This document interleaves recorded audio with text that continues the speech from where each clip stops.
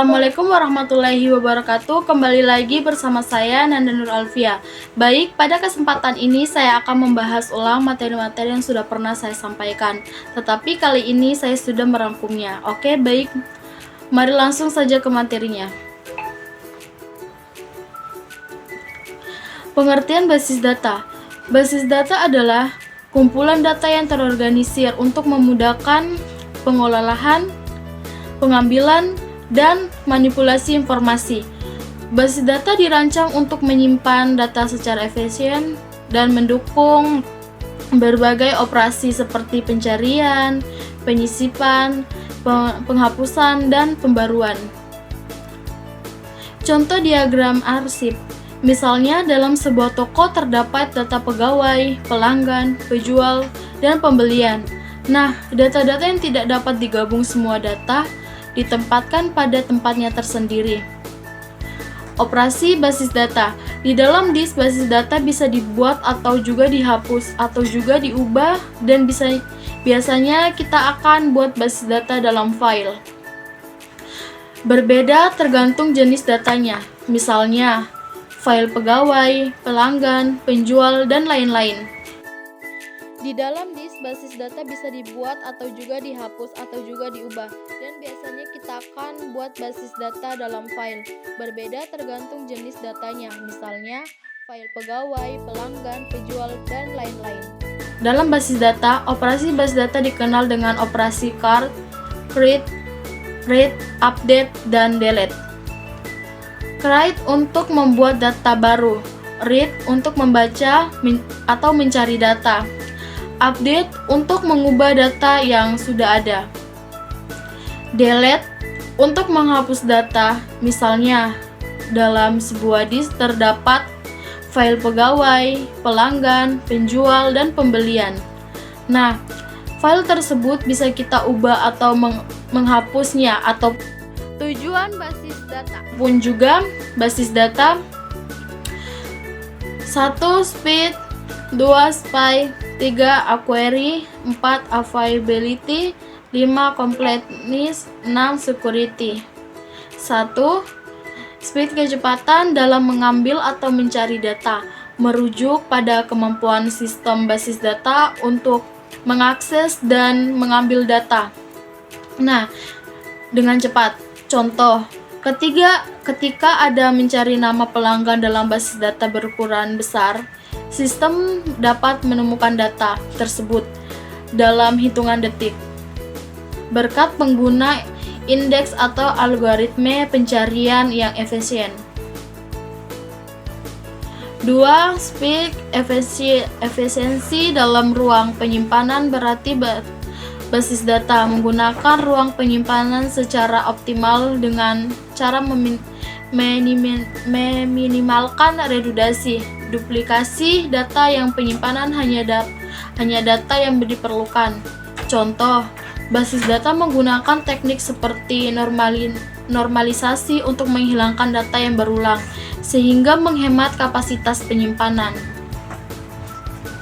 3. Query, data yang akurat, menjamin bahwa data yang disimpan dalam basis data sesuai dengan fakta atau aturan yang telah ditentukan. Contoh, jika ada memasukkan tanggal lahir, sistem tidak akan menerima format yang salah, seperti tanggal 31 Februari. 4. Availability, ketersediaan data dalam basis data harus selalu dapat diakses kapan saja, terutama dalam sistem yang membutuhkan operasi 24/7. Contoh, dalam sistem perbankan, informasi saldo, rekening, nasabah harus selalu tersedia dan diakses tanpa gangguan. 5. Completeness, kelengkapan data, mengacu pada kemampuan basis data untuk menyimpan semua informasi yang diperlukan tanpa yang terlewat. Contoh, basis data karyawan menyimpan semua data penting seperti nama, alamat, nomor telepon, jabatan, dan tanggal bergabung. 6. Security, Keamanan data yang ada dalam basis data harus terlindungi dari akses yang tidak sah, pencurian atau perubahan yang tidak diinginkan. Contoh, hanya karyawan dengan hak akses tersebut tertentu yang bisa melihat informasi gaji dalam basis data perusahaan. Dan data tersebut dienkripsi untuk mencegah kebocoran. Dengan memahami poin-poin ini, basis data dapat dirancang untuk memenuhi kebutuhan operasional sekaligus menjaga efisiensi, akurasi, dan keamanan. Contoh penerapan basis data. Contoh yang satu, bank dalam pengolahan data dan nasabah, tabungan, transaksi, dan lain-lain. 2. Rumah sakit dalam mengelola data pasien, histori, rawat, dokter, dan lain-lain. 3. Sekolah dalam mengelola data, guru, pelajar, mata pelajaran, nilai ujian, dan lain-lain. 4. Toko online dalam mengelola data, pelanggan, penjualan, barang, pembelian, pengiriman, dan lain-lain. Komponen basis data meliputi 1. Hardware, perangkat keras, komputer, laptop, server, dan lain-lain. 2. Sistem operasi seperti Windows, Mac OS, Linux, dan lain-lain. 3. Aplikasi basis data seperti MySQL, PostgreSQL, SQL Server, dan lain-lain. 4. User pengguna seperti programmer, database, admin, end user, dan lain-lain. 5. Aplikasi lainnya menggunakan basis data seperti web, desktop, dan lain-lain. Contoh komponen basis data seperti yang kita lihat pada 7 gambar di bawah terdapat seorang programmer dan user dan website. Misalnya, seorang programmer membuat sebuah website dan di sini end user sebagai pengguna website tersebut. Bahasa basis data. 1. Data di definitional language dan DLL definisikan struktur basis data. Contoh, create, alter. 2. Data manipulation language, DML, mengelola data. Contoh, select dan insert. 3. Data control language, DHL, mengatur izin akses. Contoh, create dan request. Data definition language, pengertian DI. DLL merupakan perintah-perintah dalam bahasa basis data untuk membuat struktur bentuk dari basis data yang akan kita buat. Misalnya, untuk membuat, mengubah, atau menghapus basis data, arsip, tempat penyimpanan, tabel, file. Perintah membuat, mengubah, menghapus tablet, tempat penyimpanan data. Selain itu, dalam DLL juga perlu menentukan kamus data dari tiap tabel yang kita buat seperti nama-nama kolom dan tabelnya dan tipe data untuk kolom di tabelnya. DML merupakan perintah-perintah dalam bahasa basis data untuk manipulasi data setelah kita buat struktur basis datanya. Menggunakan DLL misalnya menambah, mengubah, menghapus, mencari data di tabel. Model data. Model data merupakan kumpulan konseptual untuk menggambarkan data, hubungan data, basis data, dan model data dibuat dengan tujuan agar kita bisa tahu makna dari data, juga relasi antar datanya. Terdapat banyak cara untuk membuat model data dan yang paling populer adalah menggunakan IRD, Entitas Relationship Diagram. Entitas Relationship Model. 1. Model data dalam basis data kebanyakan dibuat dalam bentuk entitas relationship model. 2. Dalam model IRD, data dunia nyata dipresentasikan dalam komponen-komponen. 3. Terdapat beberapa komponen dalam IR, yaitu entitas, atribut, dan relationship. Entitas merupakan individu yang mewakili data, fakta yang nyata, dan bisa dibedakan dari sesuatu yang lain. 1. Menentukan sebuah entitas yang perlu kita lihat ruang lingkup yang sudah kita kerjakan. Contoh, orang mungkin bisa kita anggap sebagai satu entitas, namun dalam ruang lingkup rumah sakit bisa jadi tidak dibuat dalam satu entitas karena orang tergantung jenisnya. Misalnya, apakah entitas pasien atau entitas dokter? Atribut setiap entitas pasti memiliki atribut yang mendeskripsikan karakteristik dari entitas tersebut. 3. Menentukan atribut dalam entitas biasanya berdasarkan fakta yang ada dan dibutuhkan dalam ruang lingkupnya saja. Contoh, dalam entitas pasien kita bisa menambahkan atribut seperti nomor pasien, nama pasien, alamat pasien, dan lain-lain. Dan fakta yang tidak masuk dalam ruang lingkup mungkin tidak kita perlu jadikan atribut. Misalnya, hobi pasien, harta pasien, dan lain-lain.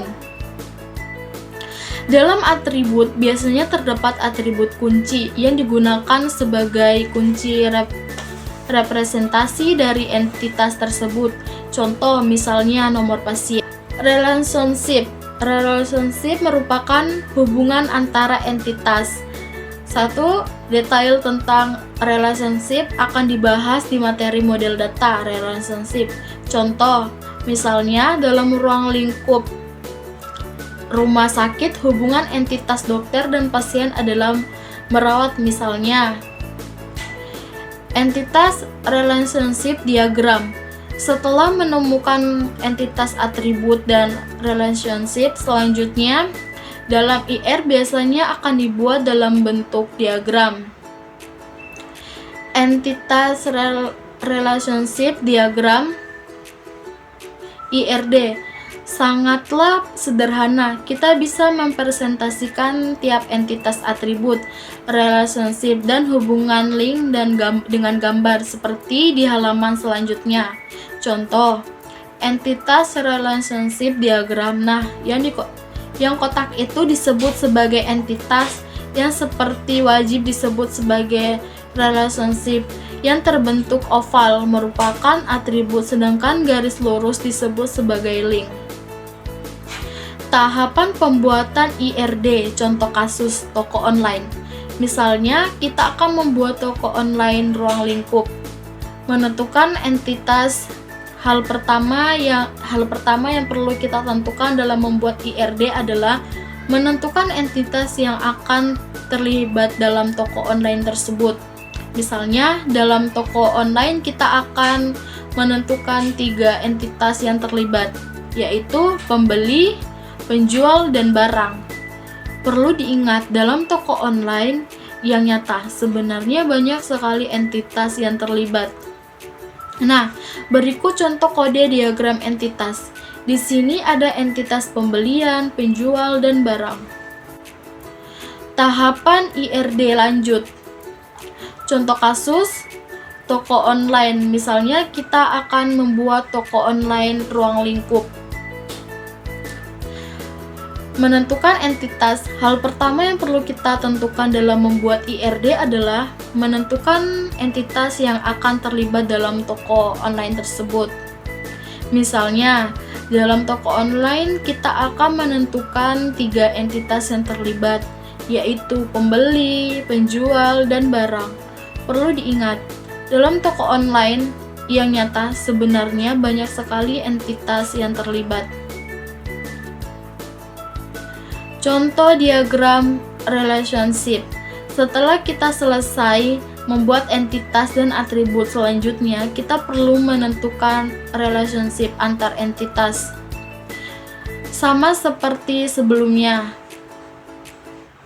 menentukan relationship-nya juga harus sesuai ruang lingkup yang sudah kita buat. Pada kasus ruang lingkup toko online, misal kita akan membuat relationship dari pembeli ke barang. Relasi membeli dan relationship dari penjual ke barang dengan relasi penjual. Setelah kita selesai membuat identitas dan atribut, selanjutnya kita perlu menentukan relationship antar entitas. Sama seperti sebelumnya, menentukan relationship juga harus sesuai ruang lingkup yang sudah kita buat. Pada kasus ruang lingkup toko online, misal kita akan buat relationship dari pembeli ke barang dengan relasi membeli, dan relationship dari penjual ke barang dengan relasi menjual. Selanjutnya, menentukan atribut foreign key. Di dalam atribut foreign key, saat kita membuat entitas, kita akan menentukan atribut key atau dibilang primary key, yaitu atribut kunci yang mempresentasikan entitas tersebut. Dalam relationship, kita juga bisa menambahkan atribut yang biasanya kita juga perlu menentukan atribut foreign key, yaitu atribut key di entitas yang menjadi digunakan sebagai data lookup. Melihat ke entitas pemilik relasi tersebut, pada kasus membeli, misal kita perlu tahu siapa yang membeli email pembeli yang barang yang dibeli SKU barang. Pada kasus menjual, kita perlu tahu siapa yang menjual email penjual dan barang siapa yang dijual SKU barang. Selanjutnya, menentukan derajat relasi. Di dalam diagram derajat relasi, kita perlu menentukan derajat relasi untuk relationship yang kita buat. Pada kasus membeli, kita bisa tentukan sebagai relasi money to many, karena satu pembeli bisa membeli banyak barang, dan satu barang bisa dibeli banyak pembeli. Pada kasus menjual, kita bisa tentukan sebagai relasi one to many atau many to one, karena misalnya satu barang hanya bisa dijual oleh satu penjual, namun satu penjual bisa menjual lebih dari satu barang. Berikutnya, melengkapi atribut tambahan. Nah, dalam diagram atribut, bukan hanya entitas yang bisa memiliki atribut, relationship pun bisa memiliki atribut. Jika perlu, sebelumnya kita sudah menambah atribut yang bersifat foreign keys. Sekarang kita bisa tambahkan atribut yang sifatnya deskriptif. Misalnya, pada relasi pembeli kita akan tambahkan atribut jumlah. Dan pada relasi penjual kita tidak akan menambah atribut deskriptif lainnya. Menentukan atribut key di dalam diagram atribut key. Setiap entitas wajib memiliki atribut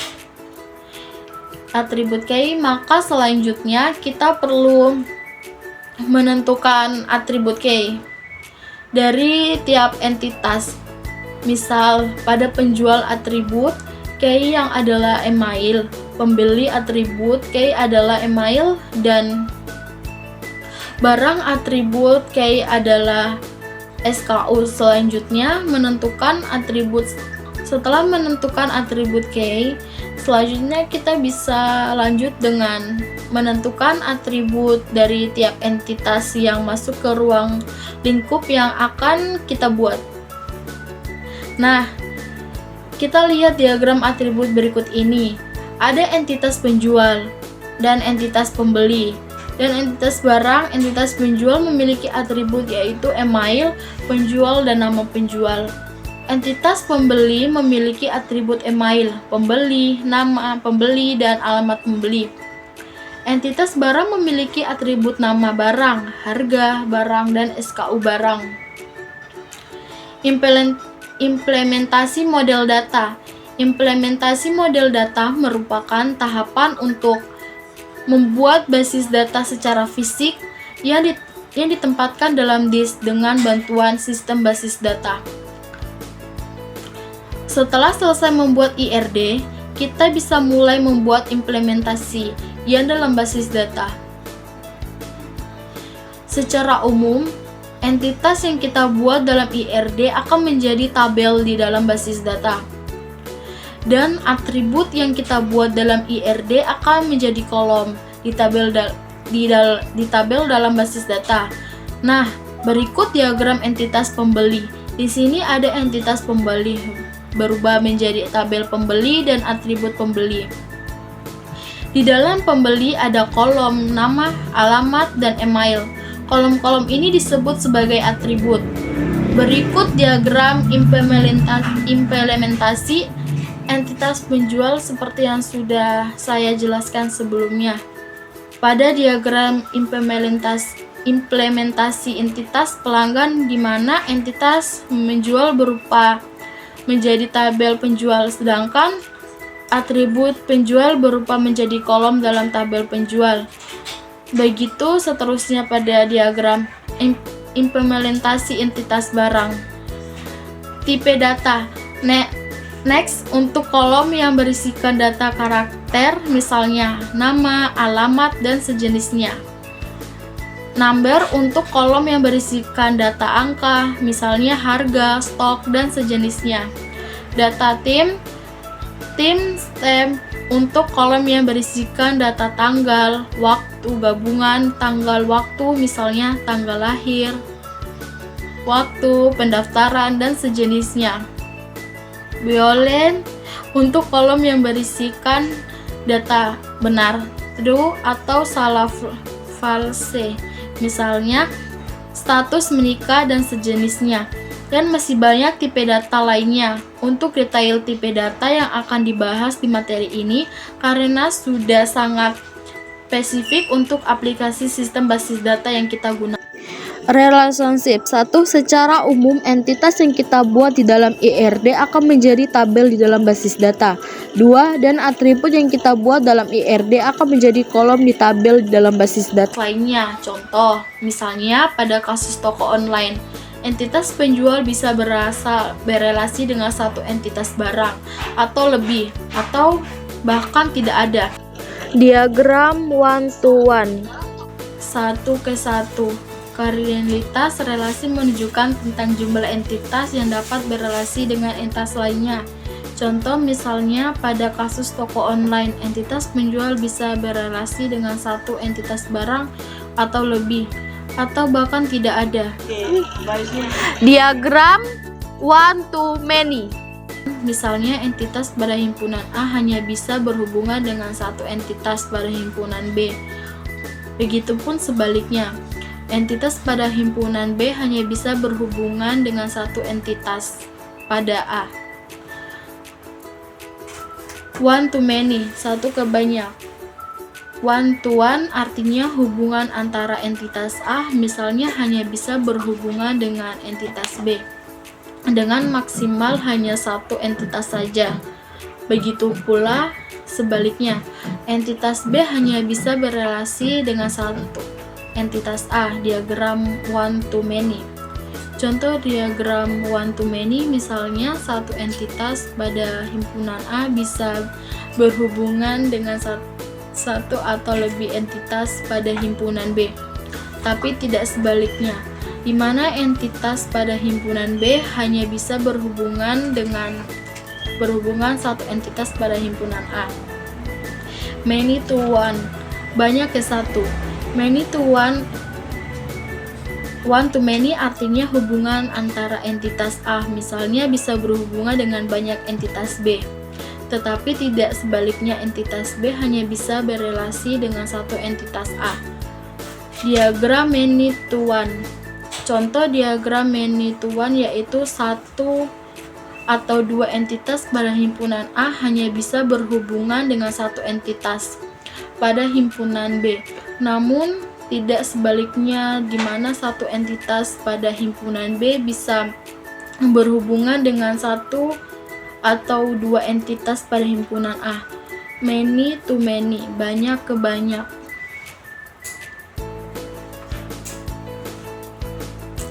Many to many artinya hubungan antara entitas A, misalnya bisa berhubungan dengan banyak entitas B. Begitu juga sebaliknya, entitas B bisa berelasi ke banyak entitas A juga. Diagram many to many. Contoh diagram many to many di mana satu atau lebih entitas pada himpunan A bisa berhubungan dengan satu atau entitas pada himpunan. Begitu juga sebaliknya, di mana satu atau lebih entitas B bisa berhubungan lebih atau lebih entitas pada himpunan A. Model data lainnya. Sebenarnya sampai materi model data relasional kita sudah mulai bisa membuat basis data yang baik. Namun pada kasus-kasus tertentu, kadang ada jenis model data lainnya. Di materi ini kita akan coba bahas beberapa model data lainnya, seperti 1. Weak entitas, entitas lemah, subentitas, entitas turunan, unary, relationship, relasi tunggal, multi-entitas, relationship, relasi multi-entitas, redundant relationship, relasi ganda. Weak entitas. Pada diagram weak entitas lemah sebenarnya adalah entitas biasa, namun sifatnya lemah. Artinya dia tidak bisa berdiri sendiri. Weak entitas biasanya berelasi dengan entitas utama. Contoh pada kasus sebelumnya. Dompet bisa dibilang weak entitas karena tidak bisa berdiri sendiri tanpa adanya pembeli. Atau kita bisa pisahkan alamat menjadi entitas lemah yang bisa ada jika terdapat entitas pembeli. Selanjutnya, subentitas. Pada diagram subentitas, saat membuat entitas bisa terjadi adanya beberapa entitas yang lebih detail yang memiliki kesamaan atribut, namun terdapat juga perbedaannya. Contoh, pada kasus entitas barang, kemungkinan akan ada banyak jenis barang, dan di tiap jenis barang bisa berbeda atribut yang dimilikinya. Misalnya saja kita tambahkan entitas barang laptop dan barang pakaian. Kedua entitas tersebut memiliki kesamaan, namun memiliki juga perbedaan. Untuk menggambarkan subentitas, kita akan menggunakan diagram ISA. Unary relationship. Pada diagram unary relationship adalah relasi yang terjadi pada entitas dengan entitas dirinya sendiri. Hal ini sering sekali terjadi, misal pada kasus toko online.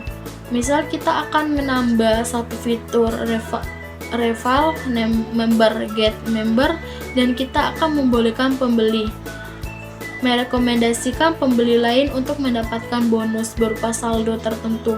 Misalnya, pada kasus ini berarti kita harus membuat unary relationship dari pembeli ke pembeli lagi.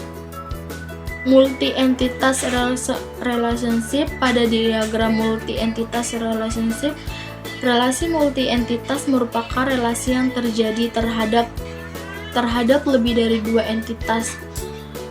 Pada kasus sebelumnya, contoh pembeli memiliki relasi pembeli dengan barang. Misal, kita akan tambahkan bank dengan relasi pembeli barang menggunakan bank. Redundancy relationship. Pada diagram redundancy relationship antar entitas boleh lebih dari satu.